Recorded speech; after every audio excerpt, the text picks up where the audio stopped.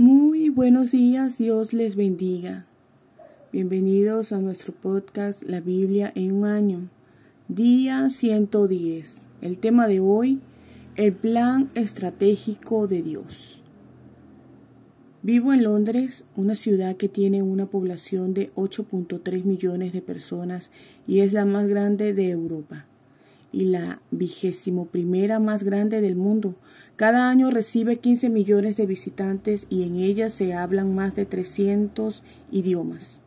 Las ciudades son lugares estratégicos para difundir el Evangelio y de hecho siempre lo han sido. El apóstol Pablo llevó el Evangelio de ciudad en ciudad ya en una fecha temprana, el 100 después de Cristo. Existían más de 40 comunidades en el mundo mediterráneo, incluyendo África del Norte y partes de Italia. Para el 300 después de Cristo, la mitad de la ciudad de la región eran cristianas, mientras que el 90% del campo era todavía pagano. La mayoría de las cartas de Pablo fueron escritas para las ciudades. Las ciudades tienden a ser lugares donde se forma la cultura. Muchas de las esferas de influencia emanan de la ciudad, incluyendo el gobierno, los políticos y los legisladores, así como las artes y espectáculos, los negocios y los mercados, las universidades y otros lugares de educación, los medios y los centros de comunicación. Su estela de influencia tiende a propagarse desde la ciudad hacia las afueras y las zonas rurales. La manera de transformar una cultura pasa por transformar la ciudad. Por lo tanto, no es de sorprender que las ciudades hayan tenido siempre un papel importante en los propósitos de Dios. En particular, hay una ciudad que ha estado en el centro de la estrategia de Dios para el mundo. Hoy les estaré leyendo la Biblia en la nueva versión internacional. Ubiquémonos en el libro de los Salmos, capítulo 48, versículos del 1 al 8. Grande es el Señor y digno de suprema alabanza. En la ciudad de nuestro Dios está su monte santo. Hermosa colina es el gozo de toda la tierra. El monte Sión en el extremo norte es la ciudad del gran rey. En las fortificaciones de Sión, Dios se ha dado a conocer como refugio seguro. Hubo reyes que unieron sus fuerzas y que juntos avanzaron contra la ciudad, pero al verla quedaron pasmados y asustados se dieron a la fuga. Allí el miedo se apoderó de ellos y un dolor de parturienta les sobrevino. Con un viento del este destruiste las naves de Tarsis. Tal como lo habíamos oído, ahora lo hemos visto. En la ciudad del Señor de los ejércitos, en la ciudad de nuestro Dios, Él la hará permanecer para siempre. Amén. Punto 1. El poder de la ciudad. Este salmo trata de la ciudad de Dios, Jerusalén. En el pasaje, la ciudad es mencionada de diferentes maneras en 7 ocasiones. Celebra la belleza, versículo 2, y la seguridad, versículo 8, de la ciudad, pero por encima de todo, el Salmo celebra el hecho de que es la ciudad de nuestro Dios, versículos del 1 y 8. El lugar donde el templo de Dios ha sido edificado y su presencia podía ser encontrada, versículo 3, un lugar que estaba bajo su protección, versículos 3 y 8. Su designio era ser una fuente de bendición para el mundo entero, la alegría de toda la tierra, versículo 2. Pablo contrasta la ciudad física de Jerusalén con la aún mayor Jerusalén celestial, Gálatas 4:26, y ve a la iglesia cristiana como la nueva Jerusalén. En el libro de Apocalipsis, Juan ve la ciudad santa, la nueva Jerusalén, que bajaba del cielo, procedente de Dios, preparada como una novia hermosamente vestida para su prometido. Apocalipsis 21:22. La Nueva Jerusalén es la iglesia, la novia de Cristo. Este es el lugar donde Dios habitará para siempre. Versículo 3. La iglesia tiene que ser sorprendente, bella colina es la alegría de toda la tierra. Salmo 48:2. Tenemos que sentir la presencia de Dios en ella, conocer su seguridad y su protección y ser una bendición para el mundo que nos rodea. Señor, gracias por el poder de tu presencia en la iglesia. Oro para que seamos fuente de bendición para el mundo. Amén. Ubiquémonos en el libro de Lucas, capítulo 19, versículos del 11 al 44. Como la gente lo escuchaba, pasó a contarles una parábola, porque estaba cerca de Jerusalén y la gente pensaba que el reino de Dios iba a manifestarse en cualquier momento. Así que les dijo: un hombre de la nobleza se fue a un país lejano para ser coronado rey y luego regresar. Llamó a 10 de sus siervos y entregó a cada cual una buena cantidad de dinero. Les instruyó: hagan negocios con este dinero hasta que yo vuelva. Pero sus súbditos los odiaban y mandaron tras él una delegación a decir: no queremos a este por rey. A pesar de todo, fue nombrado rey cuando regresó a su país. Mandó llamar a los siervos a quienes habían entregado el dinero para enterarse de lo que había ganado. Se presentó el primero y dijo: Señor, su dinero ha producido 10 veces más. Hiciste bien, siervo bueno, respondió el rey. Puesto que has sido fiel en tan poca cosa, te doy el gobierno de 10 ciudades. Se presentó el segundo y dijo: Señor, su dinero ha producido 5 veces más. El rey respondió: a ti te pongo sobre 5 ciudades. Llegó el otro siervo y dijo: Señor, aquí tienes tu dinero. Lo he tenido guardado envuelto en un pañuelo. Es que le tenía miedo a usted, que es un hombre muy exigente. Toma lo que no depositó y cosecha lo que no sembró. El rey contestó: siervo malo, con tus propias palabras te voy a juzgar. Así que sabías que soy muy exigente, que tomo lo que no deposité y cosecho lo que no sembré. Entonces, ¿por qué no pusiste mi dinero en el banco para que al regresar pudiera reclamar los intereses? Luego dijo a los presentes: quítenle el dinero y déselo al que recibió 10 veces más. Señor, protestaron, él ya tiene 10 veces más. El rey contestó: les aseguro que a todo el que tiene se le dará más, pero al que no tiene se le quitará hasta lo que tiene. Pero en cuanto a esos enemigos míos que no me quieren por rey, tráiganlos acá y mátenlos delante de mí. Dicho esto, Jesús siguió adelante subiendo hacia Jerusalén.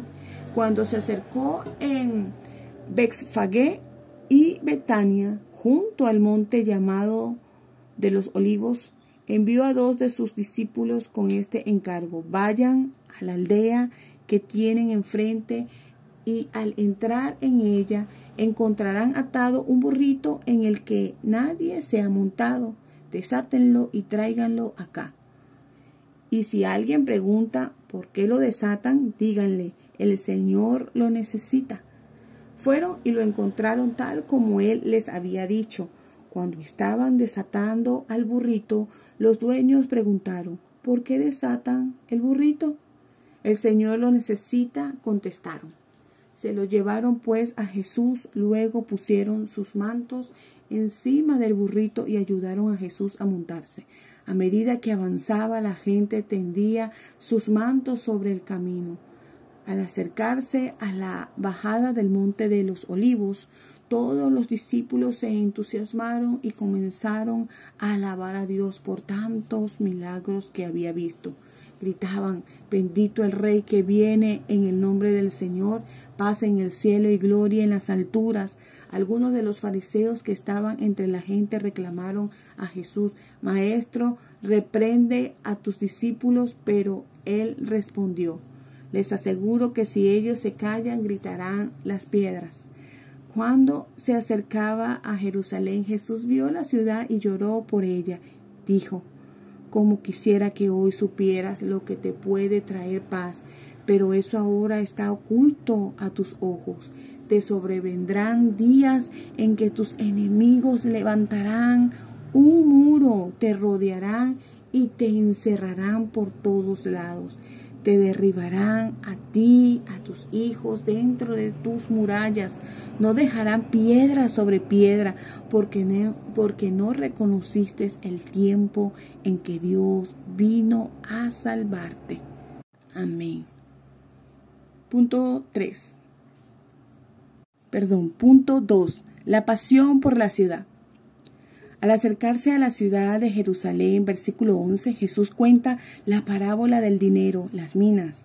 Es una parábola que desafía las ideas preconcebidas del oyente acerca del reino de Dios y los planes de Dios para la ciudad terrenal.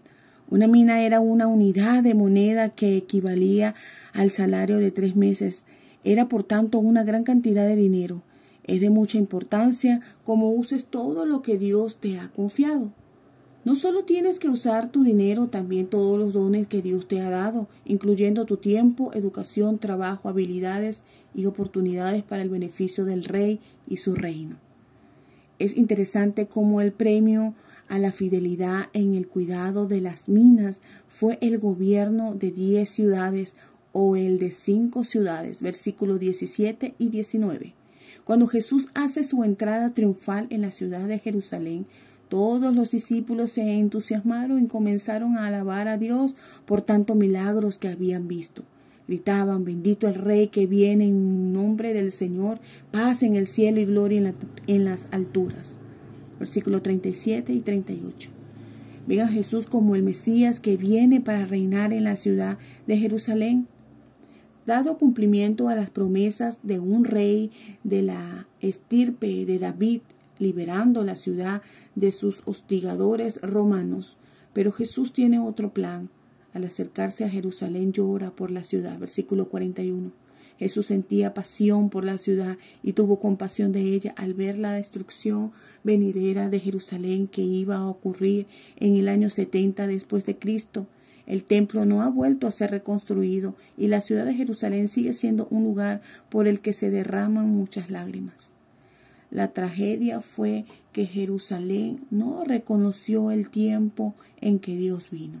Versículo 44. Dios había venido en la persona de Jesús y por su muerte y resurrección hizo posible una nueva Jerusalén. Oremos. Señor, dame esa misma pasión y compasión por la gente del lugar donde vivo. Amén. Hoy vamos a estar leyendo el libro de Deuteronomio, capítulo 30, Deuteronomio capítulo 31. Estamos leyendo Deuteronomio 30, del 11 al 20. Este mandamiento que hoy te ordeno obedecer no es superior a tus fuerzas ni está fuera de tu alcance. No está arriba en el cielo, para que preguntes: ¿quién subirá al cielo por nosotros? Para que no nos lo traiga y así podamos escucharlo y obedecerlo. Tampoco está más allá del mar, para que preguntes: ¿quién cruzará por nosotros hasta el otro lado del mar para que nos lo traiga y así podamos escucharlo y obedecerlo? No, la palabra está muy cerca de ti, la tienes en la boca y en el corazón para que la obedezcas. Mira, hoy te doy a elegir vida y prosperidad o muerte y destrucción. Hoy te ordeno que ames al Señor tu Dios, que andes en sus caminos y que cumplas sus mandamientos, estatutos y leyes. Así vivirás y te multiplicarás, y el Señor tu Dios te bendecirá en la tierra a la cual vas a entrar para tomar posesión de ella. Pero si tu corazón se rebela y no obedeces, sino que te desvías para adorar y servir a otros dioses, te advierto hoy que sin duda serás destruido. No vivirás mucho tiempo en la tierra que vas a poseer luego de cruzar el Jordán. Hoy pongo al cielo y a la tierra por testigo contra ti, de que te ha dado a elegir entre la vida y la muerte, entre la bendición y la maldición. Elige pues la vida para que vivan tú y tus descendientes. Ama al Señor tu Dios, obedécelo y aférrate a Él, porque de Él depende tu vida, y por Él vivirás mucho tiempo en la tierra que juró dar a tus antepasados Abraham, Isaac y Jacob. Amén.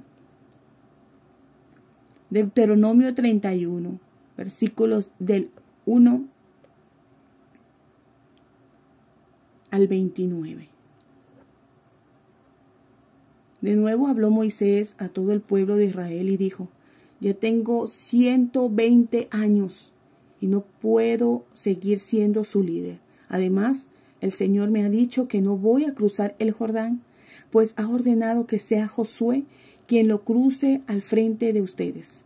El Señor su Dios marchará al frente de ustedes para destruir a todas las naciones que encuentren a su paso, y ustedes se apoderarán de su territorio. El Señor las arrasará como arrasó a Sihón y a Og, los reyes de los amorreos, junto con sus países. Cuando el Señor los entregue en sus manos, ustedes los tratarán según mis órdenes. Sean fuertes y valientes, no teman ni se asusten ante esas naciones, pues el Señor su Dios siempre los acompañará, nunca los dejará ni los abandonará. Llamó entonces Moisés a Josué y en presencia de todo Israel le dijo: sé fuerte y valiente, porque tú entrarás con este pueblo a la tierra que el Señor juró dar a sus antepasados. Tú harás que ellos tomen posesión de su herencia. El Señor mismo marchará al frente de ti y estará contigo. Nunca te dejará ni te abandonará. No temas ni te desanimes. Moisés escribió esta ley y se la entregó a los sacerdotes levitas que transportaban el arca del pacto del Señor, y a todos los jefes de Israel. Luego ordenó cada 7 años, en el año del perdón de deudas, durante las fiestas de las enramadas, cuando tú, Israel, te presentaste ante el Señor tu Dios en el lugar que Él habrá de elegir, leerás en voz alta esta ley en presencia de todo Israel. Reunirás a todos los hombres, mujeres y niños de tu pueblo y a los extranjeros que vivan en tus ciudades, para que escuchen y aprendan a temer al Señor tu Dios y obedezcan fielmente todas las palabras de esta ley. Y los descendientes de ellos, para quienes esta ley será desconocida, la oirán y aprenderán a temer al Señor tu Dios, mientras vivan en la tierra que vas a poseer el otro lado del Jordán. Versículo 14.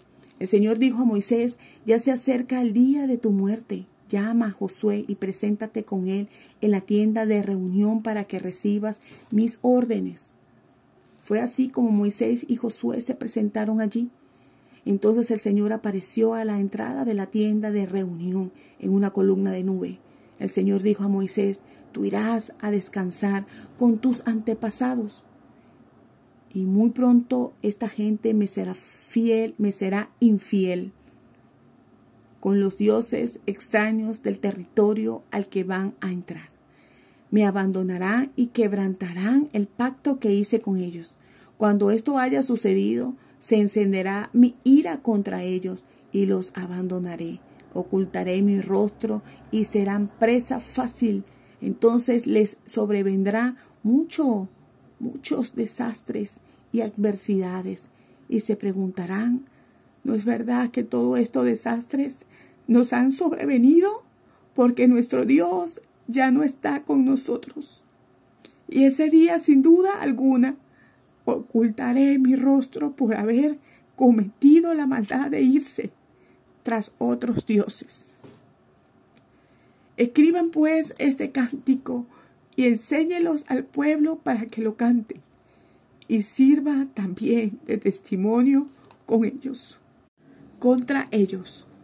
Cuando yo conduzca a los israelitas a la tierra que juré dar a sus antepasados, tierra donde abunda la leche y la miel, comerán hasta saciarse y engordarán, serán tras otros dioses y los adorarán, despreciándome y quebrantando mi pacto. Y cuando les sobrevengan muchos desastres y adversidades, este cántico servirá de testimonio contra ellos, porque sus descendientes lo recordarán y lo cantarán. Yo conozco los pensamientos de mi pueblo, aún antes de introducirlos en la tierra que juré darle. Entonces Moisés escribió ese cántico aquel día y se lo enseñó a los israelitas. Y el Señor dio a Josué, hijo de Nun, esta orden: sé fuerte y valiente, porque tú conducirás a los israelitas al territorio que juré darles, y yo mismo estaré contigo. Moisés terminó de escribir en un libro todas las palabras de esta ley. Luego dio esta orden a los levitas que transportaban el arca del pacto del Señor: tomen este libro de la ley y pónganlo junto al arca del pacto del Señor su Dios. Allí permanecerá como testigo contra ustedes, los israelitas, pues sé cuán tercos y rebeldes son. Si fueron rebeldes contra el Señor mientras viví con ustedes, ¿cuánto más lo serán después de mi muerte? Reúnan ante mí a todos los jefes y los oficiales de sus tribus, para que yo pueda comunicarles estas palabras y las escuchen claramente. Pongo al cielo y a la tierra por testigo contra ellos, porque sé que después de mi muerte se pervertirán y se apartarán del camino que les he mandado. En el futuro les sobrevendrán calamidades, porque harán lo que ofende al Señor, y con sus detestables actos provocarán su ira. Amén. Punto 3. La persona de la ciudad. ¿Alguna vez te has sentido asaltado por pensamientos de duda, miedo o incluso depresión, desánimo o incluso acobardado? Capítulo 31, versículo 8. Dios habla hoy. Todos son emociones humanas. Moisés tuvo que enfrentarlas y sabía que su sucesor, Josué, y todo el pueblo tendrían que afrontar no solo batallas físicas, sino también batallas mentales. Al acercarnos al final de la vida de Moisés, vemos cómo éste insta a la gente a seguir la palabra de Dios. Capítulo 30, versículo 14. Los exhorta a amar a Dios y marchar por sus caminos. Versículo 16. Advirtiéndoles para que no cambien de idea y se nieguen a obedecer a Dios. Los anima a elegir la vida. Versículo 19. Esta lección empieza por tus pensamientos, pues los mismos se convierten en tus palabras. Se convierten en tus acciones. Elige cada día pensamientos que den vida.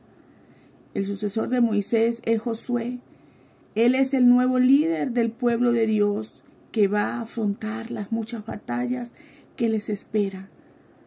Se le dice: sé fuerte y valiente. El Señor mismo marchará al frente de ti y estará contigo.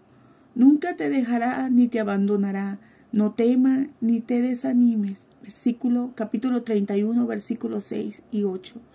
Moisés no habría dicho esto si no hubiera habido nada que temer ni ninguna causa para el desánimo. Al contrario, sabía que habría razones para el miedo y abundantes desánimos. Todo ejercicio de liderazgo requiere valor para aferrarse con tenacidad a una visión, así como dureza para soportar que te echen la culpa por cada dificultad que se presenta a lo largo del camino. Tanto en el pasado como ahora, el pueblo de Dios necesita de un liderazgo fuerte que sea valeroso y no se deje causar o desanimar por la oposición y la resistencia que necesariamente habrá de darse. La respuesta al miedo es esta: Dios promete que irá contigo. El Señor su Dios siempre los acompañará. Versículo 6. Dios nos hace la misma promesa hoy a ti y a mí. Cuando te sientas asaltado por las dudas y el miedo, recuerda que donde quiera que vayas, cualquiera que sea tu circunstancia, puedes pedir a Dios que vaya delante de ti y prepare el camino. Por tanto, puedes estar confiado y no tienes que temer. Después Moisés les ordena durante la fiesta de los tabernáculos, cuando tú, Israel, te presentes ante el Señor tu Dios, en el lugar que Él habrá de elegir, leerás en voz alta esta ley. Versículo 10 y 11. Por supuesto, el lugar que Él habrá de elegir resulta ser la ciudad de Jerusalén. En la fiesta de los tabernáculos, el pueblo iba a Jerusalén para celebrar la ocasión en la que Dios hizo brotar agua de una roca en el desierto por medio de Moisés.